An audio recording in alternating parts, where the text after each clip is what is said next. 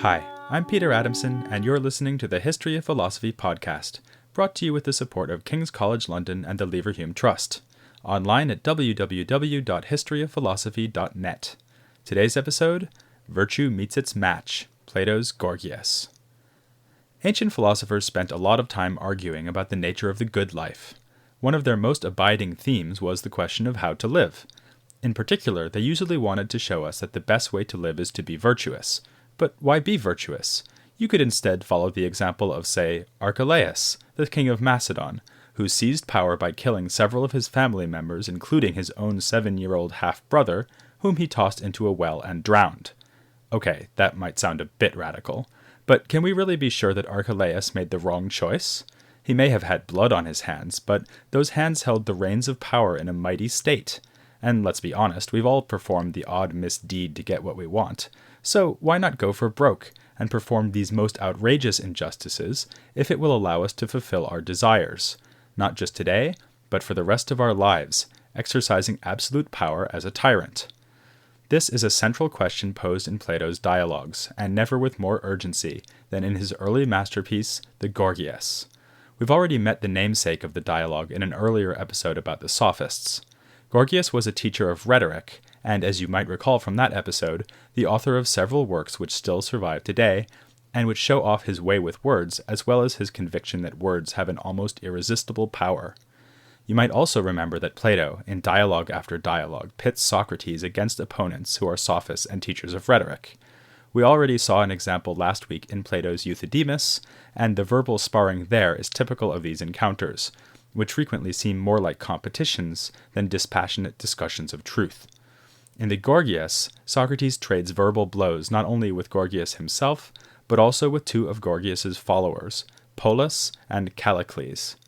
Even though the dialogue came to be named after Gorgias, it is Callicles who cuts the most memorable figure, as a passionate defender of immorality.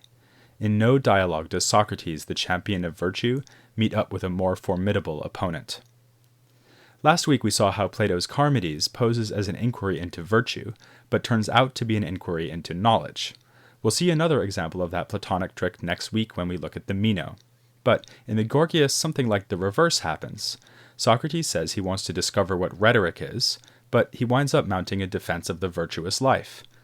When the action begins, Socrates and his friend Chaerephon are meeting up with Gorgias and his fellow rhetoricians, Polus and Callicles. Whereas Polus and Callicles are relative beginners in rhetoric, Gorgias is already accepted as a master. He has just given a display speech and is an honored guest at Callicles' house. Socrates wants to hear what the famous Gorgias has to say, but not in the form of a finely wrought speech. Instead, Socrates wants, well, what he always wants. He wants to have a conversation about virtue. Happily, Gorgias boasts that he can speak with unequaled brevity if called upon to do so. He's just as good at the cut and thrust of debate as he is at delivering long, ornate speeches. This belongs to his expertise, his art. Socrates proceeds to lock horns with him over this very question. What is the art which Gorgias claims to have mastered and to be able to teach? The art, of course, is rhetoric. But what's rhetoric exactly? Carpenters make things out of wood, doctors make us healthy. What do rhetoricians do? According to Gorgias, rhetoric is an art having to do with speech. Not just any old speech, but speech about, as he says, the greatest of human concerns. The man who has mastered rhetoric can go into the court or the public council and get his audience to believe whatever he likes. In short, the art of rhetoric is the art of speech, which is persuasive. In fact, very persuasive. As we saw in an earlier episode, the real historical Gorgias in his defense speech of Helen argued that if Helen was persuaded to go to Troy using words, then she was in effect compelled to go, just as surely as if she'd been dragged there by force. Against a truly effective speaker, there is no defense. The Gorgias presented by Plato would agree with this. He tells Socrates that if a doctor and a rhetorician debate in front of an audience about how best to cure a patient, the audience will agree with the rhetorician and not the doctor. He gives examples to prove his point. For instance, it was the great orator Pericles who persuaded the Athenians to build a defensive wall, not a bunch of stonemasons who are experts in wall building. So, if you teach someone rhetoric, you have in effect given them a powerful weapon. Thus armed, a man can control his city. He can literally get away with murder, by killing someone and then using honeyed words to get himself acquitted of the charge. He could also, as we've just seen, persuade someone to ignore the advice of a doctor. But as we saw in the episode on the Sophists, Gorgias argues that we shouldn't blame the teacher in a case like this. We should blame the student, who misuses the art for evil instead of good. A teacher of rhetoric is like a teacher of boxing. Sure, he's taught his students to beat people up, but it's not his fault if the students go off and use their newfound prowess to clobber their friends or parents. Socrates is surprised at all this. Surely Gorgias can also teach people how to be good? In which case the student certainly will not go off and use their rhetorical superpowers for evil instead of good. This is a crucial moment in the dialogue. Gorgias, perhaps embarrassed to say he can't tell someone the difference between good and evil, agrees with Socrates that he could teach goodness as well as rhetoric. Plato is probably playing fast and loose here. The claim to teach virtue is strongly associated with some sophists like Protagoras, but the historical Gorgias apparently did not make any such claim. Evidence from other sources has him claiming to teach only rhetoric and not virtue. Plato has, it seems, had his fictional Gorgias say something the real Gorgias was careful not to say. In doing so, the fictional Gorgias has left himself open to a series of Socratic punches. Later on in the dialogue, Socrates makes the rather cheap, but nonetheless amusing, point that sophists are always complaining that their students cheat them by not paying their fees, which is odd, given that the sophists have taught these same students to be good. But there's a deeper problem with Gorgias' position.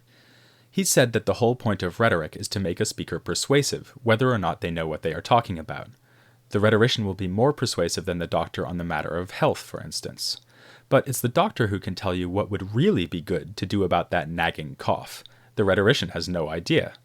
Similarly, if it's a matter of reaching a decision in the Democratic Assembly of Athens, the rhetorician can persuade the assembly to do whatever he wants them to do, but this art of persuasion will not give the rhetorician any insight into what the assembly really should do. Unless, that is, rhetoric turns out, after all, to be a knowledge of good and evil, of justice and injustice. In that case, it really would be the knowledge of the greatest of human concerns, as Gorgias has boasted. But Gorgias has described rhetoric as producing persuasion in the absence of knowledge. Rhetoric is starting to look like the art of convincing people to make mistakes. Once Socrates gets this far, Gorgias' supporter Polus can no longer restrain himself. He interrupts and demands that Socrates say what he thinks rhetoric is. Socrates explains to Polus that, as far as he's concerned, rhetoric isn't really an art at all. It's more like a know-how or a knack. He compares it, and I'll warn you in advance that this next bit may make you hungry, he compares it to knowing how to make pastries. If you ask people to vote on who they'd rather have feeding them, they'll take the pastry chef over the dietitian anytime. The pastry chef offers croissants, including those nice ones with the almond filling, whereas the dietitian tells you to eat raw carrots. I don't know about you, but I'm going with the pastry chef. Rhetoric is the same. The rhetorician can flatter and please an audience, but he can't tell the audience what is really good for them. At this point, Polus is incredulous. Socrates is making rhetoric sound like some mean kind of trickery, when actually we all know it is majestic in its power. A really good rhetorician will rule in his city, as Pericles and Themistocles did in Athens. He can have his enemies put to death, can do whatever he likes whenever he likes. The art of rhetoric, in other words, confers the sort of power held by a tyrant like Archelaus, the Macedonian king I mentioned at the start of this episode. Polus gives Archelaus as an example of the sort of untrammeled domination he has in mind. And who cares whether rhetoric can tell us what we should really do if it gives us this kind of absolute power? The appeal of the rhetorician, his sale pitch, if you will, is obvious. If you're a young Athenian gentleman who hopes to grow into a position of eminence and prestige, and pretty much all young Athenian gentlemen wanted this, then you should hire a rhetorician. Socrates is not impressed. He insists that without knowledge and wisdom, the rhetoricians may put to death whoever they want, but that doesn't mean they are really powerful. True power is being able to do what is really good for you. If a tyrant or a rhetorician, blundering in his ignorance, uses his so-called power to put to death those who try to give him good advice, then he is actually harming himself as well as his city. Again, Polus scoffs, as if Socrates wouldn't gladly assume the power of life and death if it was handed to him. Socrates replies that for him, the power to put someone to death unjustly is no power at all. In fact, he'd far rather be put to death unjustly himself than put someone else to death without good reason. Here we've come to one of Socrates' most famous doctrines, that it is better to suffer wrongdoing than to do wrong oneself. A man like Archelaus may seem to Polus to be the happiest man in Macedonia, but in fact he is the most miserable, and certainly more miserable than a man who is, for instance, unjustly tortured to death. Better to be tortured to death unjustly than to order that this torture be carried out. Now, I know what you're thinking. It's the same thing that Polus is thinking, namely that Socrates can hardly be serious. Would anyone really prefer to be put to death unjustly than to do wrong himself?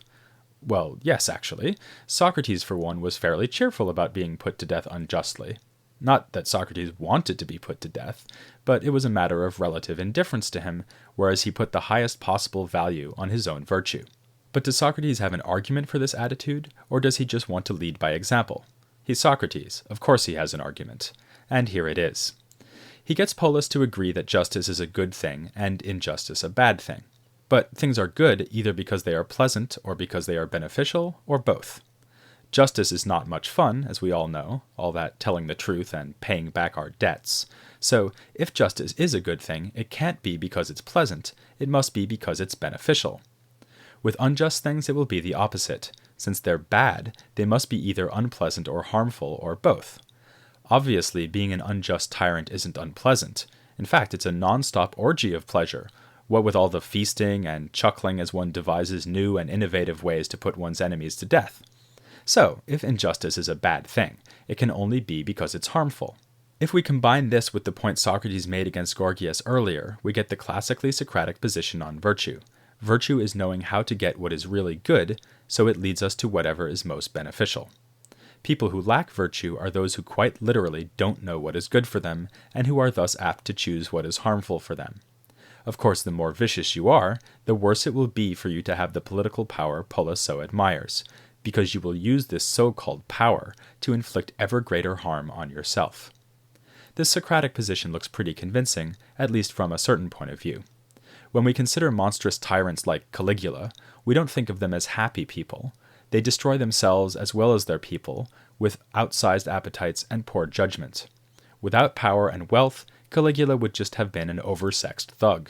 But as emperor, he was in a position to inflict huge damage on everyone nearby, and no one was nearer to Caligula than Caligula himself. Or, if you prefer, think of a more down-to-earth example like a drug addict. A drug addict will be worse off if he has more money, because he will use the money to buy drugs that harm him. On the other hand, there's something that might disturb us about Socrates' defense of virtue. Do we really think that we should be virtuous because it will benefit us? This seems strangely self-centered. We might even want to insist that virtue is admirable precisely because virtuous people are willing to sacrifice their own good for the good of others. We don't think that Mother Teresa was admirable because she had such a good understanding of what was good for Mother Teresa. We think she was admirable because to her, the welfare of the poor was at least as important as her own welfare. So, one could perhaps admit that Socrates has mounted a good defense of virtue, but accuse him of failing to defend altruism. In fact, he hasn't even tried to defend altruism. Maybe this is because he's trying to persuade the self-centered Polus that virtue is the right choice. He's appealing to what Polus would find persuasive. But as we'll see in future episodes, Socrates was not the only ancient philosopher to put forward a strikingly egocentric argument for the life of virtue. Be that as it may, the next attack to come at Socrates is not from this direction at all. Instead, when the bell rings for round 3, Socrates finds himself facing an even more radical opponent, Callicles. Callicles accuses Socrates of exploiting the feelings of shame felt by both Gorgias and Polus. It was shame which led Gorgias to make the tactical mistake of saying he could teach his students virtue, and it was shame that led Polus to make the crucial concession that justice is a good thing and injustice a bad thing. In fact, Callicles says, Polus should have said the exact opposite. It is justice which is bad and injustice good. Justice is merely the set of conventional rules that society uses to keep the strongest people in line. The law of nature says the opposite. The strongest person should get the greatest rewards. What would these rewards consist in? Not the glow of self-righteous justice that Socrates so admires, but rather what is naturally rather than conventionally good, namely power and pleasure. Callicles thinks, then, that justice is nothing but a trick for getting the strong to surrender their natural right to seize as much pleasure as they can handle. Socrates rightly recognizes that Callicles is raising a serious challenge, one more difficult to defeat than anything Polus has said. Callicles' speech, in fact, bears a striking resemblance to the critique of morality made by no less a figure than Nietzsche. However, Socrates focuses on an aspect of Callicles' view that is not particularly Nietzschean, namely its hedonism. The word hedonism comes from the Greek word hedone, meaning pleasure, so hedonism is the view that pleasure is the good. Socrates thinks that the life Callicles describes, in which every desire is constantly being satisfied, sounds more like a life of slavery than mastery. To explain why, he presents a kind of allegory, which he takes from certain Sicilian or Italian wise men. This may be an allusion to Empedocles or to the Pythagorean tradition more generally. To simplify slightly, the allegory compares the soul to a jar, like the earthen jars used for holding water and wine in ancient Greece. The hedonistic seeker of pleasures is a man whose jar is full of leaks, so that water rushes out of the jar even as he's desperately pouring it in. The temperate person, by contrast, is like a man with a sealed and watertight jar, which never loses any of its contents. The allegory represents a fundamental flaw of hedonism, which is that pleasure-seeking is an endless task. As soon as you've sated yourself at one banquet, you start getting hungry again. As the next day dawns, you have to worry about your next banquet, and the more it takes to satisfy you, the harder it is to get hold of the next round of pleasures. Far better to content oneself with as little as possible so that one is spared the trouble. Callicles sticks to his guns, insisting that he'd rather be someone whose jar is full of holes, so that the water can flow out rapidly and he can fill it with new pleasures. He admires the life of insatiable appetite, even when Socrates tries to show him that there is just as much pain involved in such a life as pleasure. The life of the sealed jars, as far as Callicles is concerned, may as well be the life of a stone. As their argument goes on, it becomes clear that Callicles and Socrates are not going to reach agreement. In fact, they share so little common ground, and Callicles is such an intemperate conversational partner, that by the end, Socrates is reduced to performing both sides of the discussion. Callicles refuses to speak, and Socrates both asks the questions and answers them. As you might expect, Socrates finds himself to be remarkably cooperative. With this memorable scene, I believe Plato is drawing our attention not just to the impossibility of reasoning with a radical hedonist like Callicles, but also the limitations of Socrates and his art of refutation. Socrates can get no purchase with Callicles because he and Callicles share no common ground. Whereas Polus was ready to admit, out of shame or genuine conviction, that justice is good and injustice bad, Callicles is loath to concede any premise that Socrates could use to refute him. When he does make such a concession, he invariably takes it back later in the argument. No doubt Plato expects us to prefer the Socratic life of virtue to the Calliclean life of unrestrained hedonism, but Plato also worries that it could be difficult, or impossible, to refute a consistent immoralist. Socrates fails to land a knockout blow in this bout with the arch-immoralist Callicles, but is this failure due to his limitations as a moral teacher, or is something lacking on the part of Callicles, the intended student? This issue will arise again as we turn to an even more famous dialogue, an inquiry into the nature of learning itself. In Plato's Meno, we will meet another disciple of Gorgias, and make the surprising discovery that what seems to be learning is actually recollecting what we knew before we were even born. So, please remember to tune in for the Meno, next week on the History of Philosophy without any gaps.